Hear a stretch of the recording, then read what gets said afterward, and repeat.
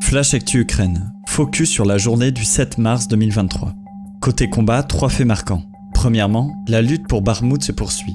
Sergueï Shoigu, le ministre de la Défense russe, a déclaré nécessaire la prise de contrôle de cette ville pour mener de nouvelles opérations offensives contre les forces armées ukrainiennes.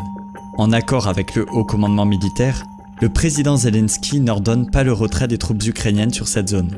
Dans une vidéo, il déclare « J'ai dit à l'état-major de trouver les forces appropriées pour aider les gars à Bakhmout », ajoutant qu'aucune partie de l'Ukraine ne peut être abandonnée aux Russes. Selon Kiev, l'objectif est toujours d'empêcher les Russes d'avancer et de leur infliger de lourdes pertes. Deuxièmement, immense émotion en Ukraine après la diffusion d'une vidéo devenue virale d'un soldat ukrainien prisonnier, désarmé, exécuté après avoir crié « Gloire à l'Ukraine ». Le soldat en question semble avoir été identifié par les services ukrainiens comme Timofey Chadura.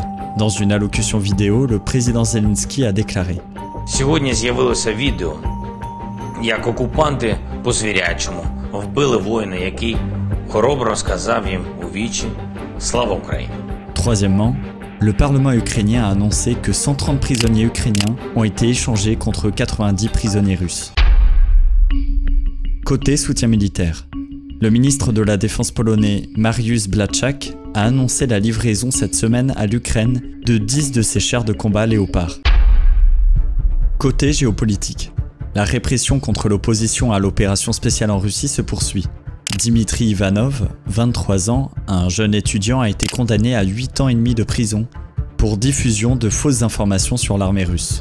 Sur sa chaîne Telegram, il avait publié des messages critiques contre l'opération russe en Ukraine et partagé des déclarations du président ukrainien Volodymyr Zelensky. En Biélorussie, Alexandre Loukachenko a annoncé que plus de 20 personnes ont été arrêtées en lien avec le sabotage présumé d'un avion militaire russe le mois dernier sur un aérodrome près de Minsk. Le chef de l'ONU, Antonio Guterres, doit rencontrer Volodymyr Zelensky à Kiev pour discuter de la poursuite de l'accord sur les exportations de céréales ukrainiennes. Affaire à suivre, à demain.